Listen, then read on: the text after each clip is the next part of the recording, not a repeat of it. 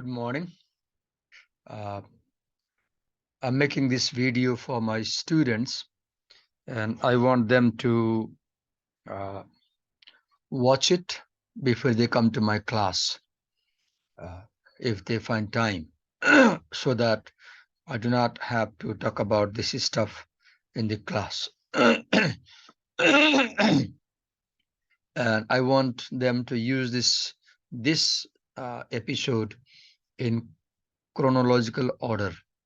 I have made previous videos covering the content or covering the previous section of the book. So let's begin. So this book is the ninth edition. Uh, what what occurs to my mind is that because the book has had 9 editions so far, this shows the popularity of the book. It indicates that the book has been used by uh, a large number of people.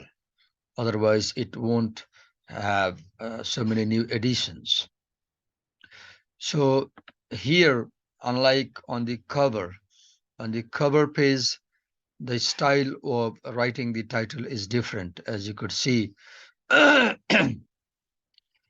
On the cover page, it is defamiliarized because the first letter of the first word in the title is not capitalized there. But here you see it is following the rules of grammar.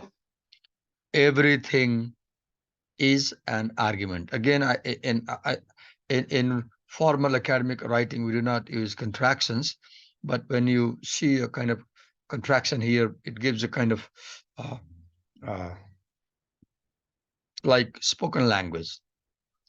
Okay, everything is an argument. You can see the blue background and the foreground. The text is foregrounded in dark blue. Again, and there is a light green, a dark black, and there is light blue background. Then we have the names of the author: Andrea A. Lunsford. I do not know the full form of A, and I don't know the gender of the author. I will have to check Google and find.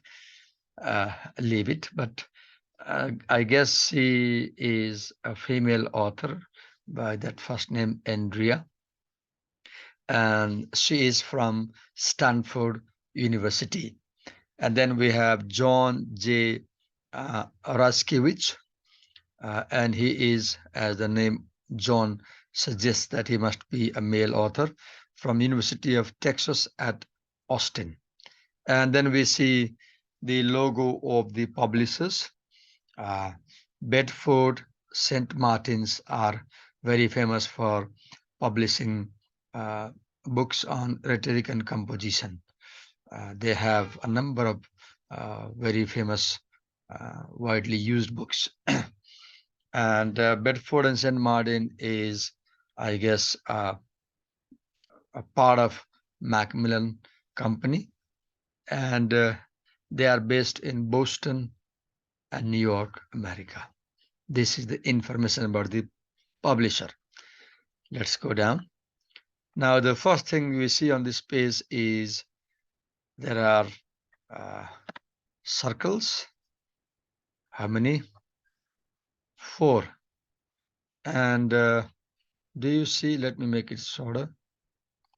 Do you see these circles have been placed in with a design? As we can see here, they are in a design. And now, as you make it, as you zoom out, you see the whole picture, whole page. So here you see text that is aligned vertically. There is vertically aligned text, and then you have 1, 2, 3, 4 pictures, and they have been aligned in a sort of curve. And here is a mark that says I. Uh, if this was an authentic e-copy, it would allow me to jump into the website, because as they told earlier, wherever you see such pictures, and if you click on that mark, that tab, it will tell you more about the picture. And I don't have that facility because I didn't pay for this book, so I can't use that uh, feature. So now, as I see on this page from a distance, now there is a text vertically aligned, and there is image. Uh, I think it was it John Barger or somebody else? I forgot. He argued that when you caption a picture, it makes an argument. He said that if you put a caption under a picture, it makes an argument. Not only that, if you put two pictures together, it makes an argument, right? Now we have four pictures together and also a text. In a while, we'll try to see the text and read what is there, but first let's go to the picture. So what do we see in the first picture? Let me zoom in.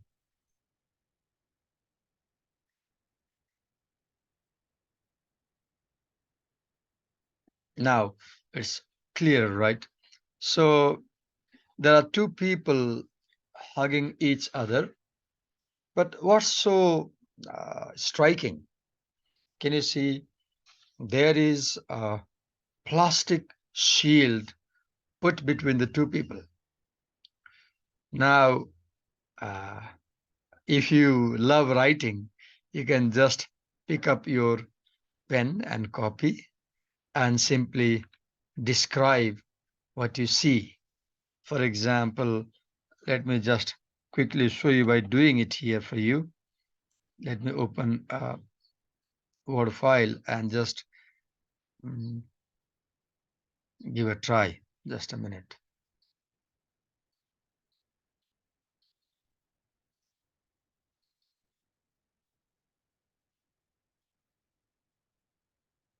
Okay, let me open a new file. New file.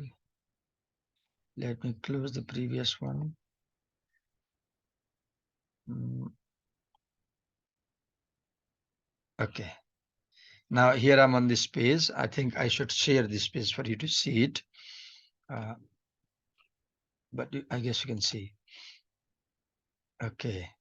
This is the page. And now there's a picture we were seeing.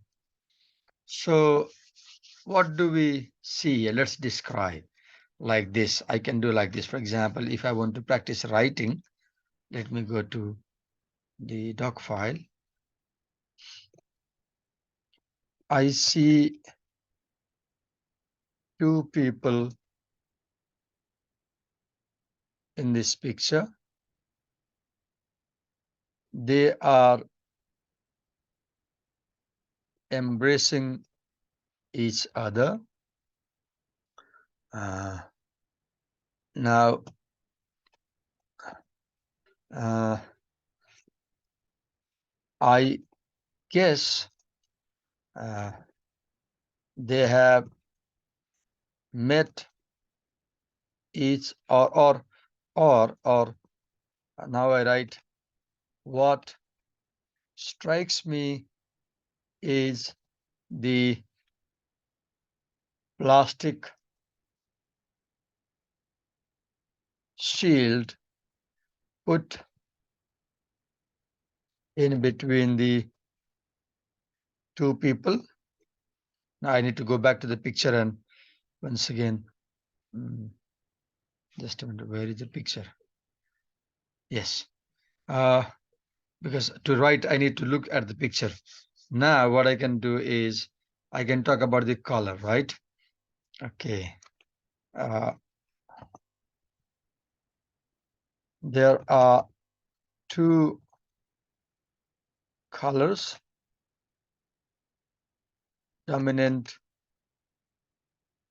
in this picture.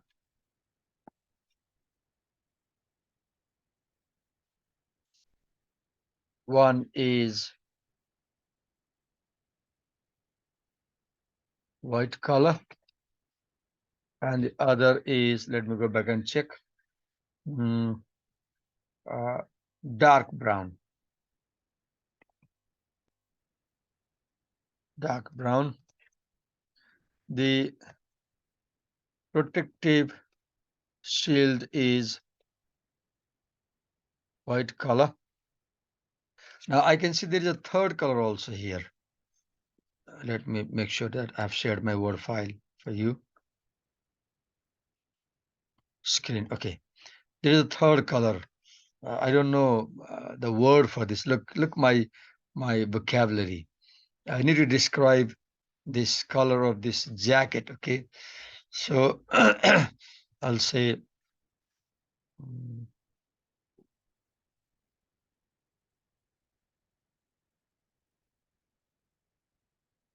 okay. Uh, Now I correct myself here and I write there are three colors. Okay. Now the protective seal is white color. The jacket worn by one of them is mm,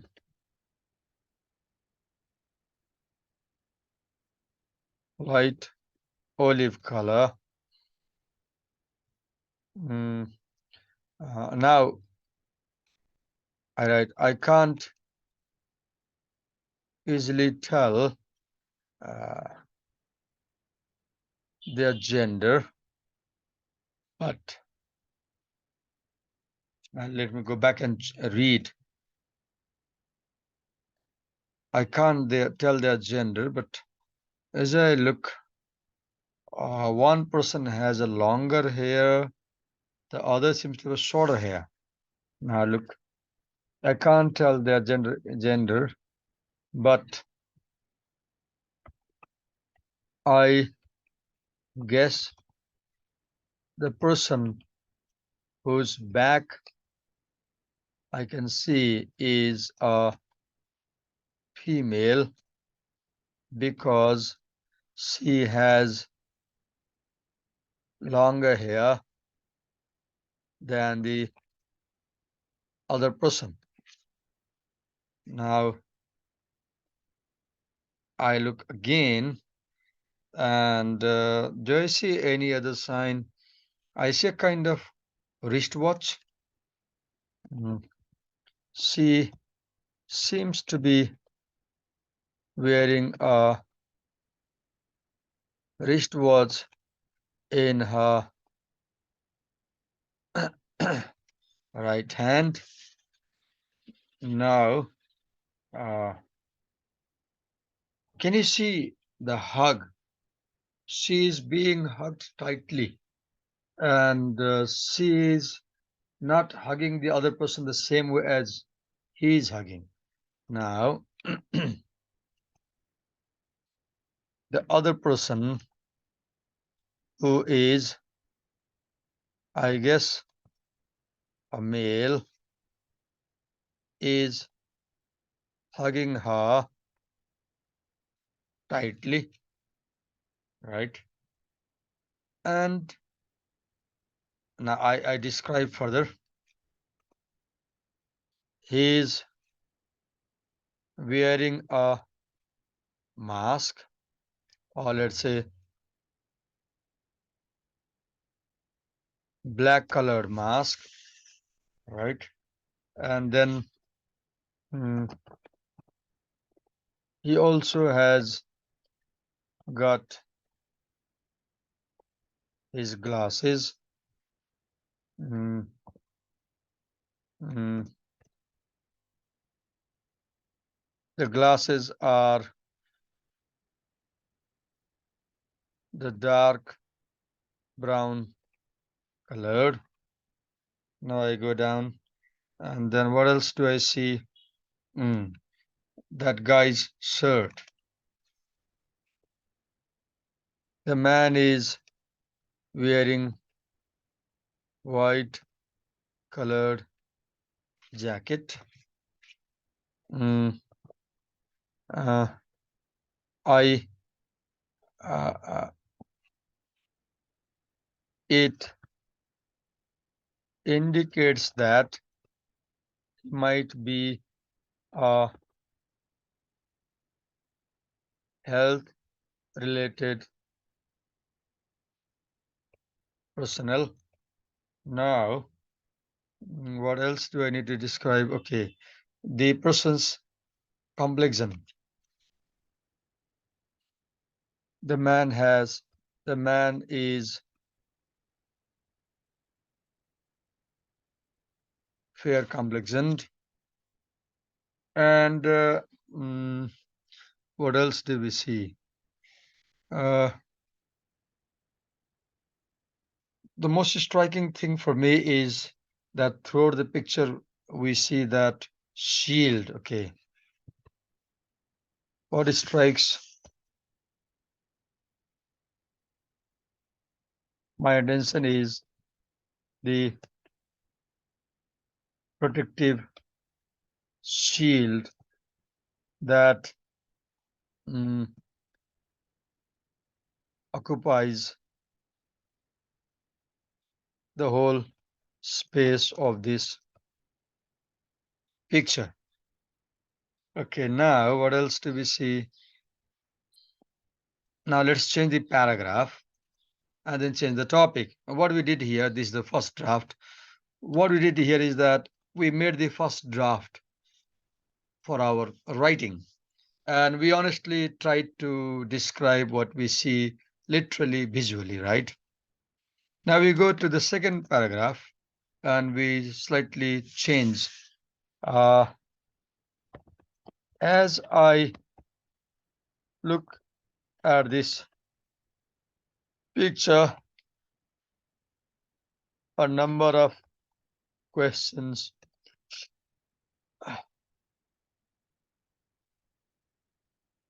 pop up in my mind. Let me make sure that I'm sharing this screen. Yes, I'm sharing. All right. A number of questions pop up in my mind. For example, why they are uh,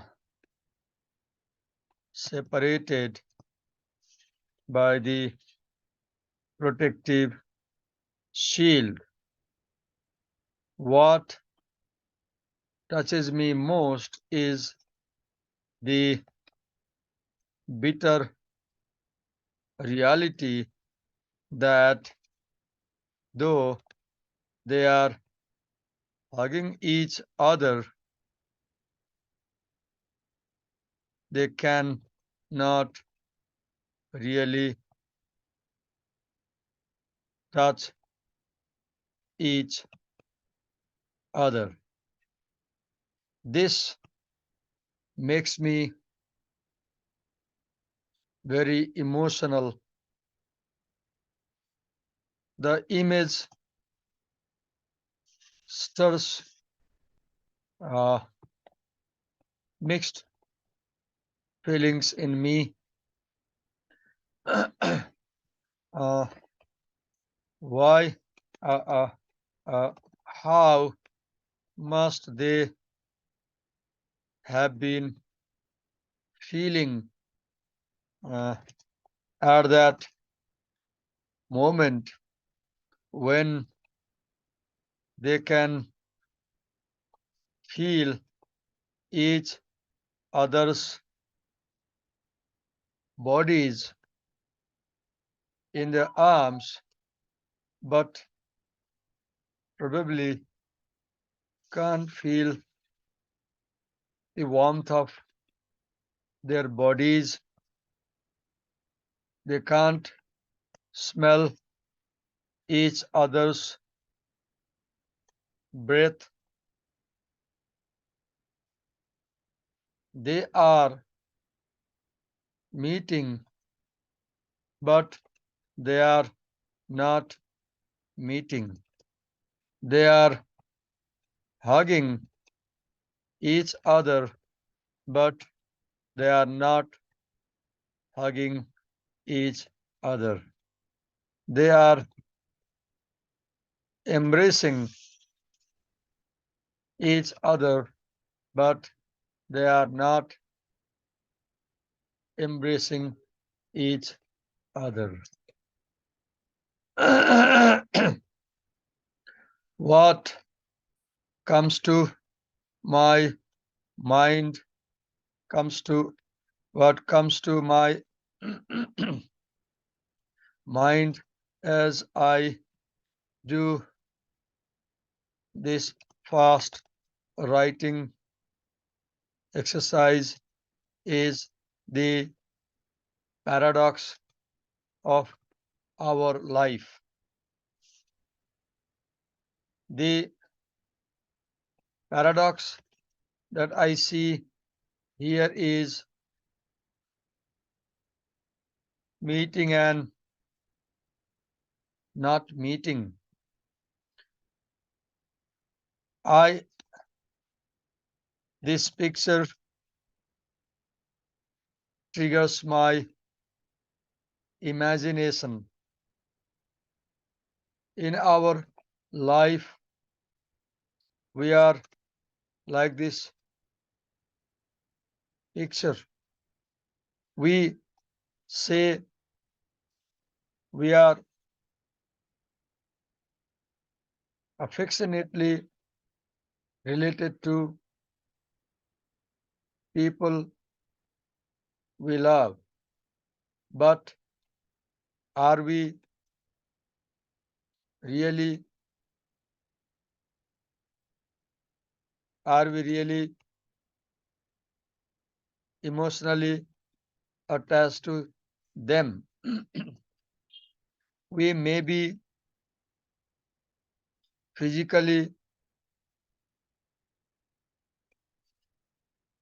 embracing someone, hugging someone, but do we really love them from our heart? Perhaps we are hypocrites.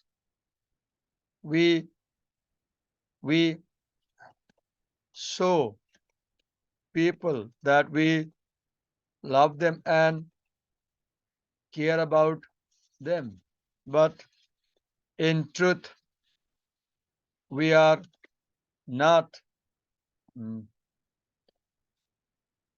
emotionally attached to them from the bottom of our heart. Thus, this picture helps me understand a bitter truth of today's urban life. But at the same time,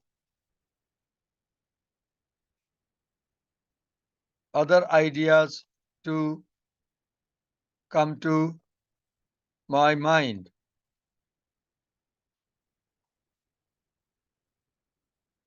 So many questions come to my mind. For example, when was this picture taken? Where was this picture taken? Who took this picture?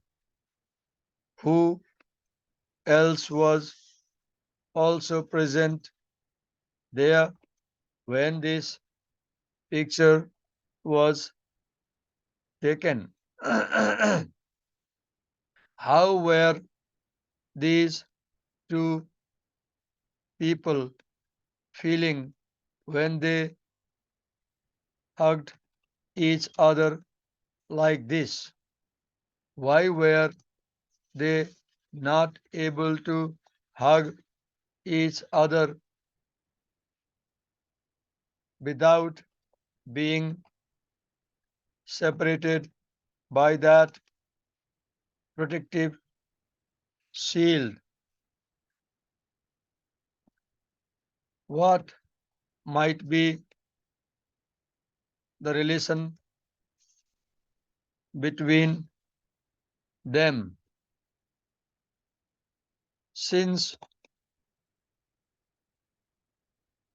for how long have they not met each other?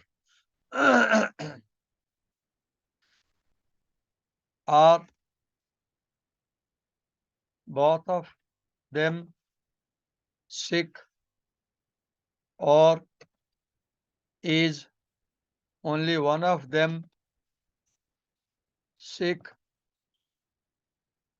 Which one of them is sick? What is the cause of the sickness?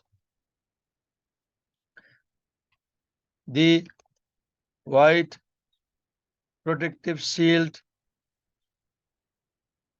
helps me guess the cause of their sickness. It must have been some kind of contagious disease they are suffering from. I mean, one of them is suffering from what disease they might be suffering from. I guess it must have been COVID infection. Which one of which one of the two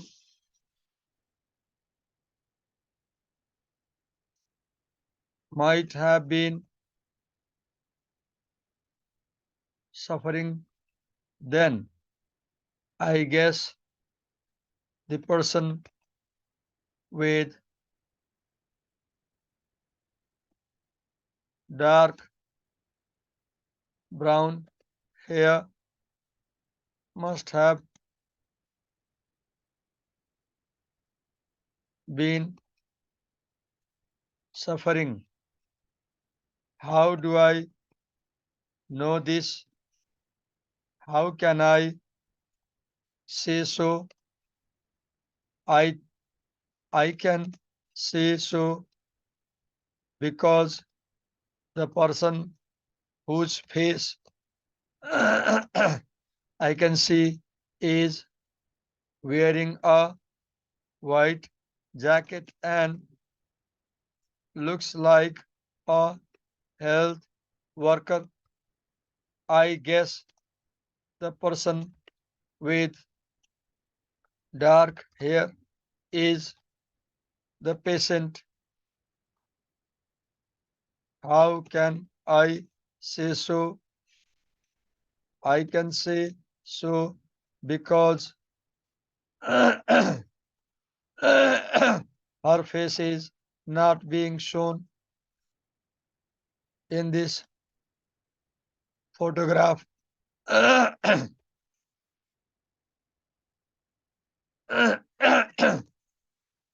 I understand that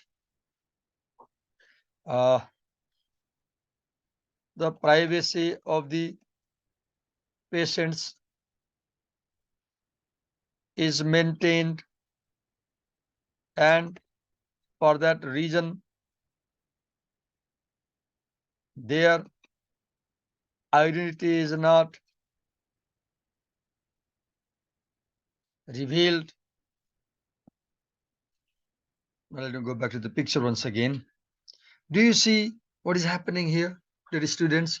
As I'm typing, more ideas are coming.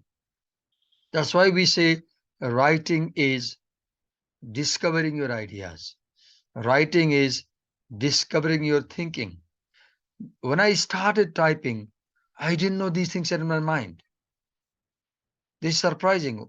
And what I'm doing right now, I'm showing you what I want you to do at home with your laptop as you watch my video.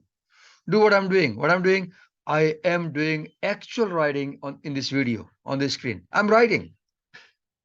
I could have talked about the picture optionally. I'll do that later on. But what I'm doing, I'm writing to show you that you should write like this. Now, as I write, did you see? I don't worry about the grammar. I don't worry about the spelling, punctuation, nothing. What is most important for me is there is a forceful overflow of ideas in my mind, and I want to pour it out. I want to, ideas are gushing out from my mind. Sometimes ideas come so fast that my typing speed doesn't meet the flow of my ideas, and I'm uncomfortable. More ideas come and I don't have that fast speed. I wish I had speech recognition software and I could speak out and the software will type me, right? I showed you simply what how do we use a picture for writing. I looked at the picture and I used that picture for writing. And I have almost one page of writing now. You can see. Let me move ahead. And now I need to look back at the picture before I can continue. Okay. So now I will, yes, now I look at the picture and I can see one face there. Do you see that face? The gentleman on the other side uh, is not looking uh, at the person. Wait a minute.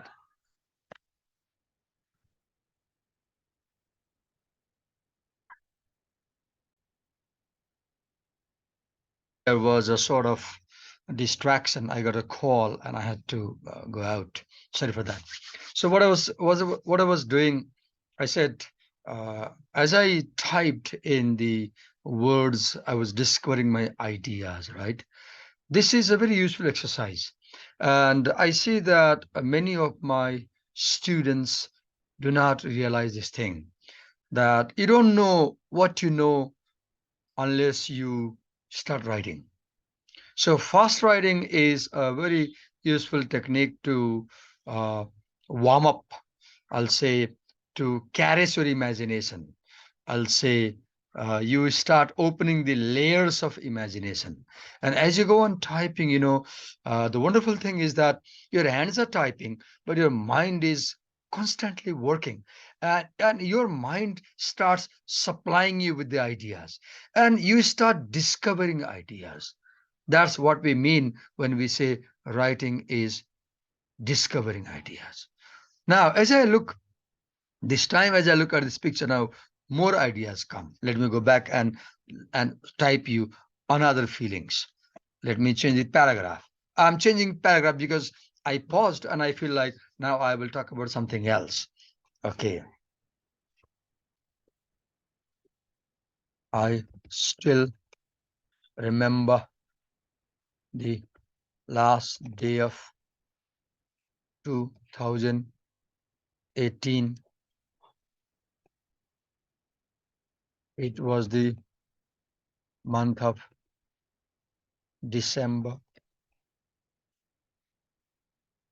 Mm, uh, uh, Everything was normal. Life was going on in a normal way. But I guess it was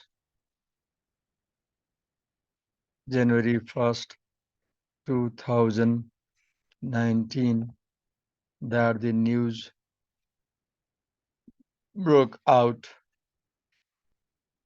about the new virus in China and the sickness that it had caused. I may not be accurate about it. I don't worry right now. What is its accuracy is not important here. Fluency is important. Do not try to be accurate.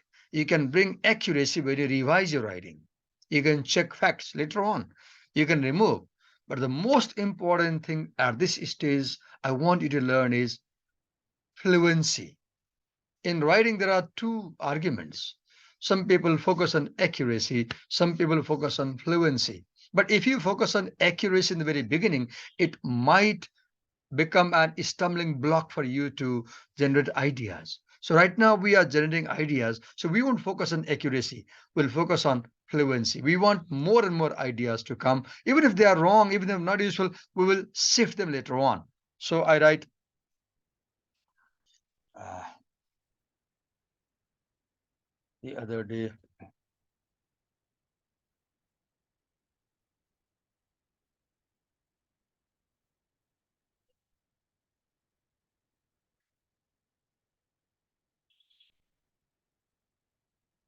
news. All of a sudden, there was a wave of fear. There was a sort of remorse, as if mm, we were struck by an earthquake. Our confidence was shaken. Soon things began to get worse. I'll stop here. Now, what I want to show you, I demonstrated something that I want you to do. I guess I typed in for about 20 minutes, I guess. I don't know, but I keyed in one page of ideas. Now, there are ways of learning to write. This is one way. You just look at the picture and you see whenever you have the visual data entering your brain, it strikes your imagination, it strikes your thinking, and you start responding to the picture. My writing is first draft. When I revise, I may have more ideas. I may polish it, right? But I just gave you a demonstration about what I want you to do. So you also pick up your pen, pause the video, and write at least one page, half page, a paragraph about what what thinking, what ideas does looking at this picture bring in your mind. The second picture, see. So before I go to second picture, I will talk about the first picture once again. So this picture, why have the writers placed this picture in this book? What are they trying to say, if anything, by placing this picture? This is the ninth edition. If you consult the previous editions before pandemic, you will see other pictures. So what you see, they are trying to show that this writing book about argument uh, takes the issue of relevance seriously. It is very relevant. The ideas that these authors are talking, they are relevant. They are contemporary ideas. This book is about today. This book is about now. We are in 2023, I agree, but still we are not out of this pandemic effect, right? Now, second picture, and do you see why do they place this blue lining? I wonder. They have this line here, and sometimes I imagine that this blue line is connecting this picture with this picture, and and as I see this connection of the blue line, then I imagine how the situation described in the picture one may be related to the situation described in picture two. I want to relate the idea of COVID and pandemic with the second picture. Now, before I do that, I want not this time I won't write, I'll speak. But I want you to write because writing takes time. So because I'm making this video as a sample example for you, this time I'll speak. So what do I see in the picture? The first thing that strikes me is the color contrast in the two pictures. The colors in the first picture are sad. White, white is, we see white often in the winter season, snow. And snow is symbolically death, right? When everything is inert, right? Lifeless. And as you see, the theme of this picture is COVID pandemic and the impact it had on people's lives. And the choice of the white picture really uh, enhances that feeling of pain. Unlike that, in the second picture, I see dark colors, strong colors, like you see blue, basically, and you have red. Now, looking at this picture instantly reminds me about the Twitter logo, the bird on the Twitter logo, the blue bird, if you see. And now I clearly understand that this must be about Twitter. Now, what is Twitter about? Twitter is about social media. Now, what do you see in the picture? You see two birds there. And what are they doing? If you look at the expression, look how their facial expression. Look this bird on the left hand side, and you can see the bubble. In the bubble, you see the crossbone, the skull, and then hashtag. You see the hashtag, and there is another sign. I don't know what to say. I don't have the word for that. The three pictures, they tell a lot about what's going on in the mind of this bird. So this skull, which is a symbol of danger, and the hashtag, and then on the other side you have this, what do you call, grenade, picture of grenade, a small bulb like thing, a wire coming out, and hashtag. So hashtag, we all know, we use hashtag uh, on digital media, social media, right? We use hashtag to create address, for example, or names, for example. Now this now tells me that the second picture is about media war. And why did the writers not place the picture of this second one first and first second? There's a, I see a reason. There is COVID pandemic, and then there is media. How it was presented in media war, or you can say that it's not related with that picture. It's only about media war. Then the globes that boxers put on, right? And then the expressions, you can see the first expression and second person expression, contemptuous expression. You can see the arena. Do you see like the wrestling arena, and at the background you can see lots of audience. So uh, what does it indicate? In society, our politicians, journalists, or people, significant people, they express ideas and they have that class of ideas, right? And then rest of the people in society, ordinary people, they watch them. They enjoy watching them, right? They become a source of entertainment, just as here. When wrestlers wrestle, the viewers enjoy. So there is a wrestling in the media, wrestling of ideas, wrestling of ideas. Or do you think on social media there is wrestling of ideas or wrestling of opinions, right? Wrestling of, are the ideas valuable? Look how more ideas are coming to my mind as I look on this picture and as I talk about this picture. So I can see blue color and white color. There are three colors here. The red, very striking, foregrounded. The white, the belly of the birds, and the blue. And the dominant color is red and blue, right? And though the black color on the top is little bit, but it is strikingly foregrounded. And this grenade picture and the skulls picture shows that this war, this battle of ideas is fierce. The battle on the social media is fierce, right? Now, what strikes me again is that why are they fighting like this? Why do they not sit silently and then talk to each other? Why are they uh, having fist fighting? Why are they attacking each other physically, violently? Why they cannot sit together and have a conversation, have a dialogue, have an argument? And it makes me think what happens in social media. Have you seen on social media? Mostly people don't like having dialogue there. They attack. In social media, people do not have patience to listen to the other person's ideas.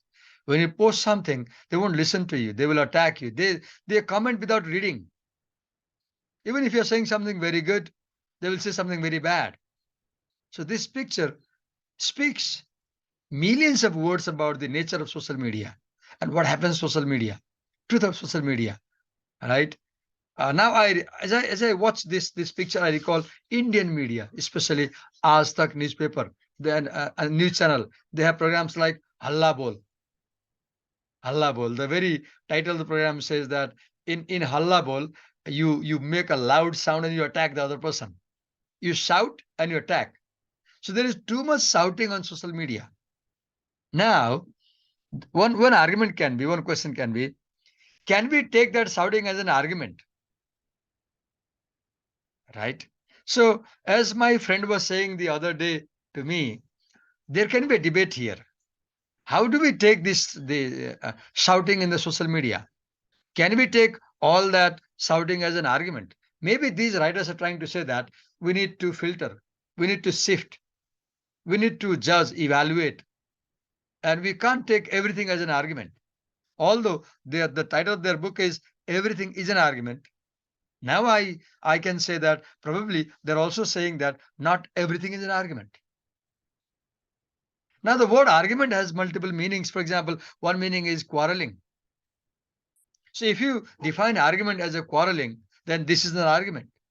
But if you define argument as a civilized, sustained, rhetorical thinking, let's say if you define argument as standard reasoning, where you bring true reasons, where you bring reliable evidences, where you make thoughtful claims, where you listen to your opponent, where you want to refine ideas, where you want to uh, where you want to do better, where you want to have a dialogue, where your purpose is not quarreling, but your purpose is discovering more valuable ideas. Your purpose is discovering better thoughts. That's also one meaning of argument. Now, if you recall, if you remember that meaning of argument, argument as an intellectual exercise, argument as the activity that wise people do, scholarly people do, argument as a scholarly conversation. Now, if you define argument as highly scholarly conversation, then you ask a question: is the stuff on social media? How should we take stuff on social media? Then you will say, no, we can't take this stuff as argument. No, then everything is not argument. Every shouting is not argument. But this is one viewpoint.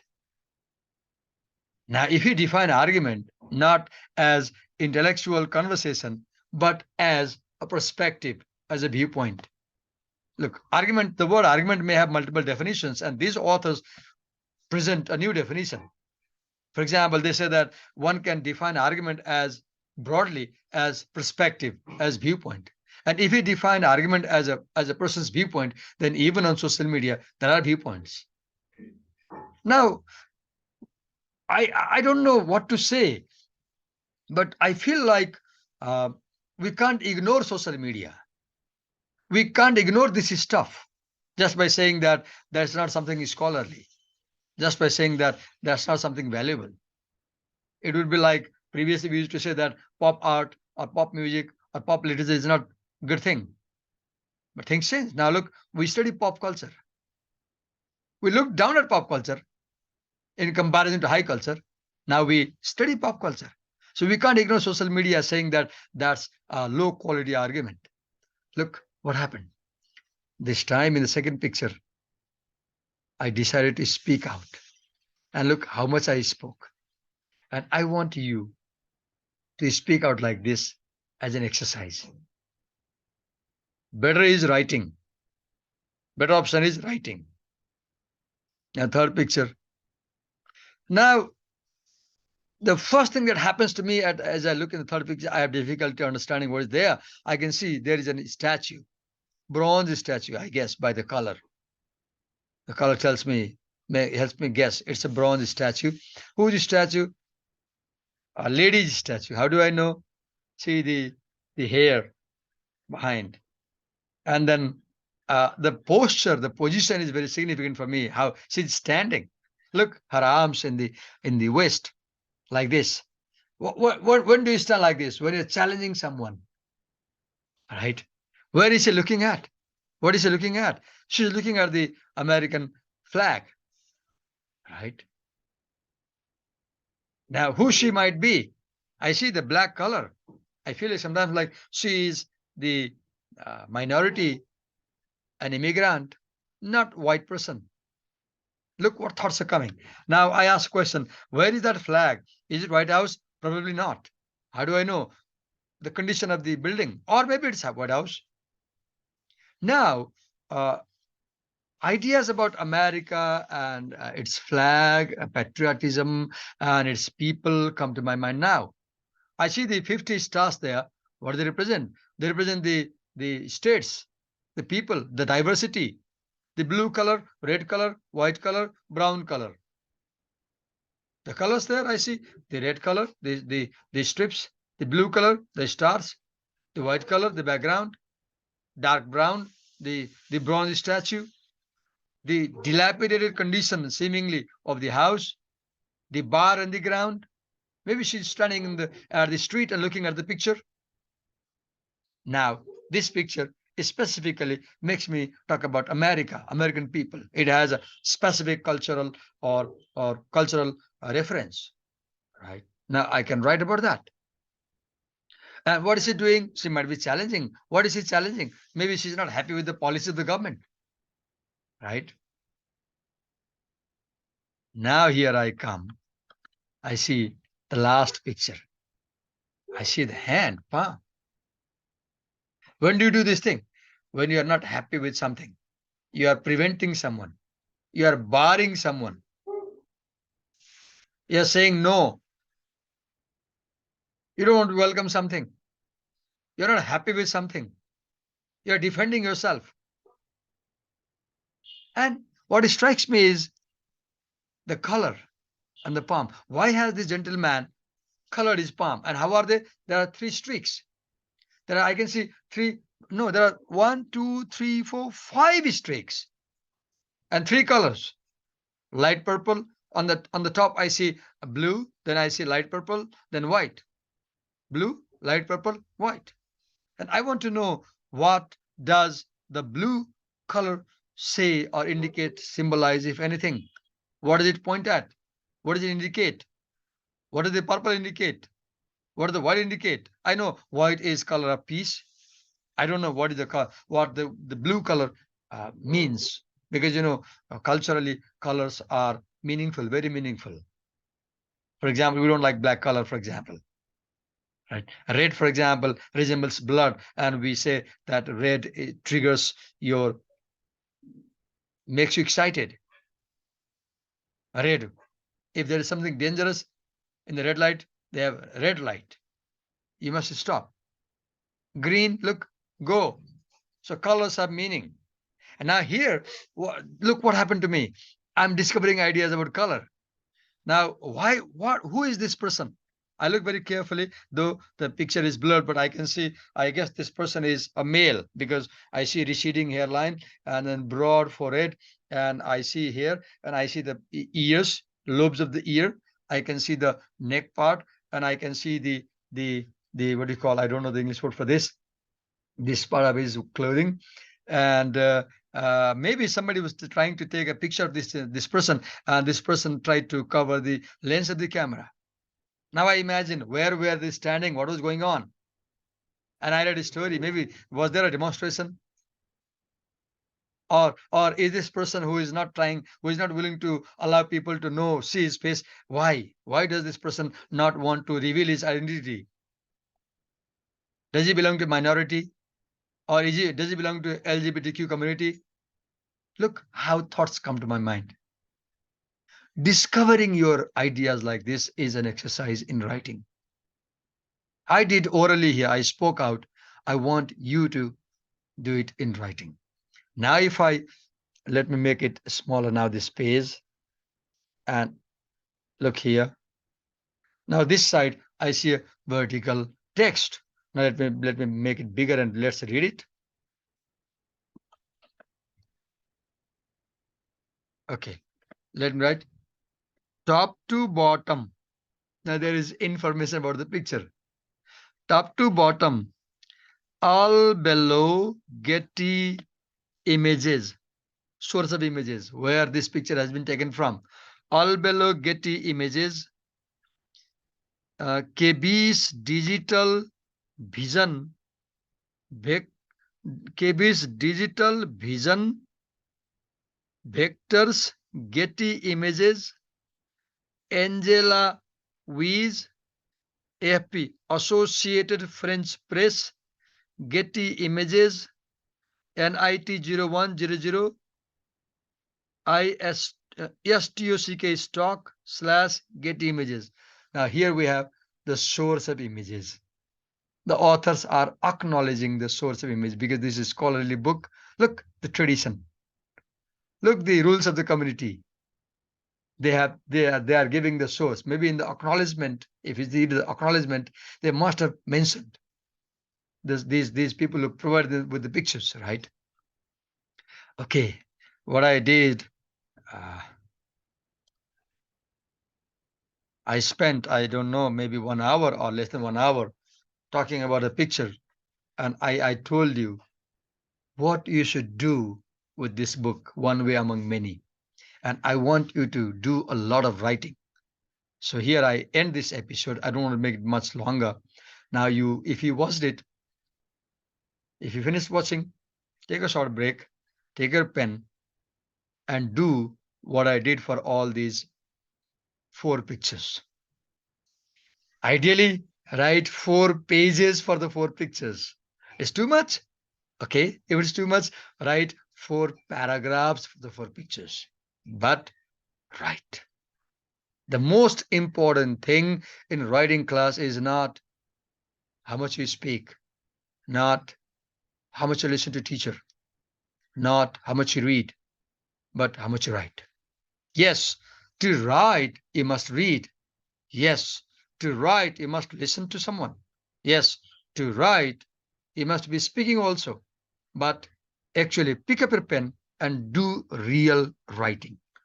So I end this video by saying that if possible, type 4 pages. You can't do 4 pages, write 3 pages. Oh, you can't do 3 pages also? Do 3 pages, 2 pages. Too much? Okay, write 1 page. Even that is too much, write 4 paragraphs describing the 4 pictures and try to understand them. Do a fast writing. Don't worry about grammar. Don't worry about spelling, punctuation, nothing. Focus on fluency. Discover your ideas. Bring as many ideas as you can. So here I stop. Thank you for your patience, for being with me. Thank you.